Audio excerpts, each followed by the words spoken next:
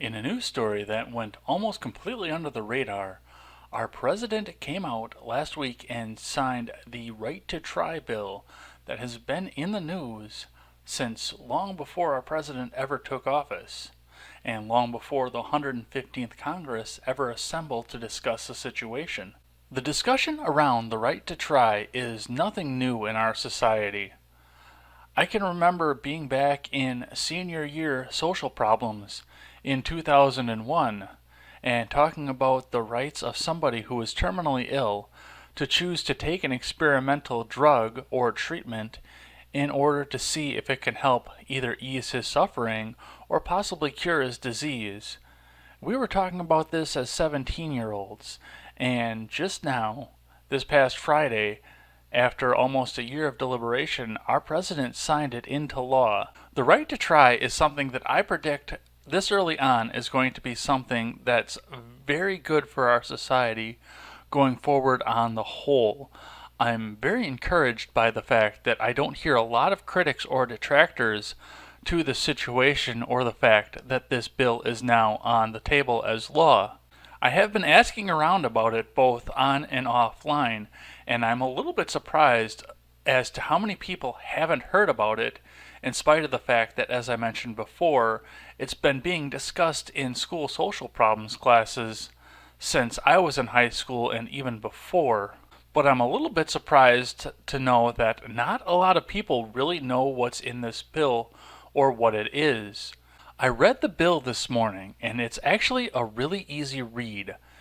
I'm going to link it in the description below, but this is not going to be like the time I asked you to read the Iran nuclear deal. It's one page, it's really easy, there's not a lot of legalese. A lot of the definitions that are in the bill didn't really need to be explained to the layman, but they did need to be defined in order to keep a lawyer from getting a hold of it and making a bunch of money off of it.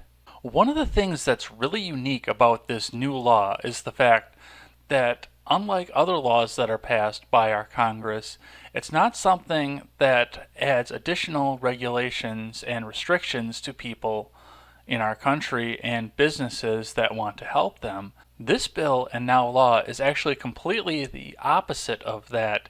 It's a rollback of two specific regulations that will make it much easier for people who are terminally ill to find a treatment in place of other treatments that are not working for them at this time. Before this law goes into effect, all drugs and treatments that are consumed by humans do have to go through the FDA and be approved for human use. They have to be licensed, and so do the pharmaceutical companies and doctors' offices that choose to use them. That is the first regulation that's rolled back in this bill. But the definitions of the bill define that the person does have to be terminally ill, and it pretty clearly defines what terminally ill means. One of the things that I really like about this new law is the fact that in the definitions, it leaves the responsibility on the individual states to define their own definition of terminal illness in a way that will positively affect their own people the best.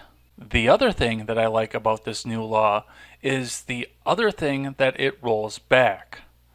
Now, I grew up in the 90s, and one of the big jokes of the era is that no matter what you did, you were going to get sued. And that is a joke that actually came from the society that we lived in at the time. There were a lot of lawyers out there, and they could sue you for just about anything, and many of them could really get away with it in a hurry. Mr. Reed, several years ago, a friend of mine had a burglar on her roof. A burglar. He fell through the kitchen skylight, landed on a cutting board on a butcher's knife, cutting his leg. The burglar sued my friend. He sued my friend, and because of guys like you, he won. My friend had to pay the burglar $6,000. Is that justice? No. I'd have got him 10. Goodbye, Mr. Reed. With that being said, it's important for us to turn our attention to Section 2B of this new law. No liability of outcomes. After the 90s, if I was a drug company representative or if I was a doctor with an experimental procedure that had the chance to either prolong somebody's life or ease the suffering of somebody who is about to die of cancer or some other terminal illness, I would still be deathly afraid to prescribe that treatment or drug for fear of a lawsuit.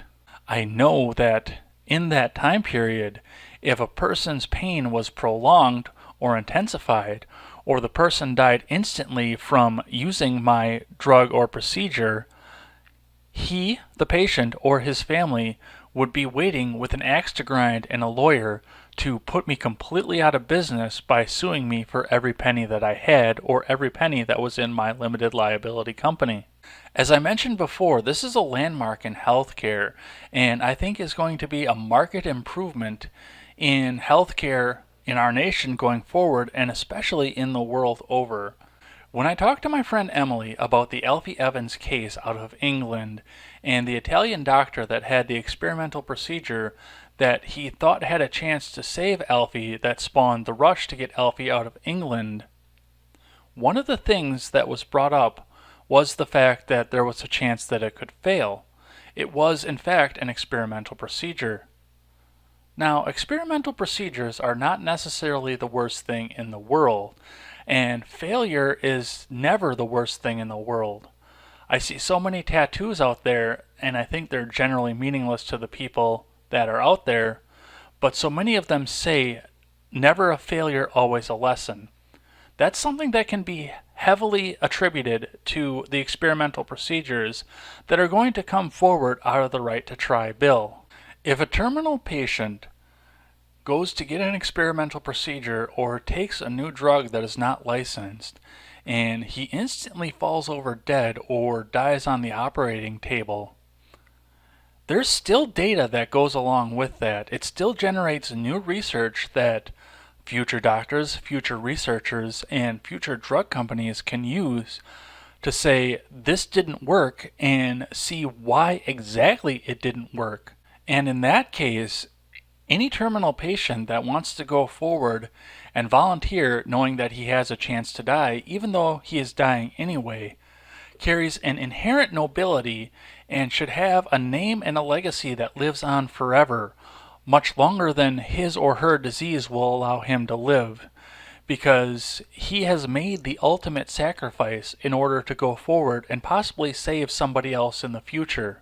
That is unfortunately something that the British government couldn't see in the Alfie Evans case, and potentially in the Charlie Gard case before. It's also something that lawyers and judges in our country couldn't see for years as they were trying to make millions for their clients and thousands in commissions for themselves off the backs of big name pharmaceutical companies and doctors who had deeper pockets than the patients or their leftover families. I'm very hopeful going forward for our society, especially in the medical aspect, in the light of this new law. And I want to take some time right now and thank in advance anybody who's courageous enough to take an experimental drug or procedure in the light of a terminal illness. May your name live on forever, and may your bravery save thousands of lives that will come after you in the years to come. What are your thoughts on the Right to Try bill? What are some of your hopes going forward with the fact that this new law is in place? And what are some of the diseases that you hope are cured from the data that are gathered from these experimental procedures? I always welcome thoughtful and productive discussion in the comment section below, and especially over on Twitter. That is at EdsBlog Twitter with a 1 in place of the I. Thanks as always for listening to this show and supporting this channel. And always remember, never take the words of bloggers, podcasters, or journalists as gospel. Find all the facts and draw your own conclusions. Take care, everyone.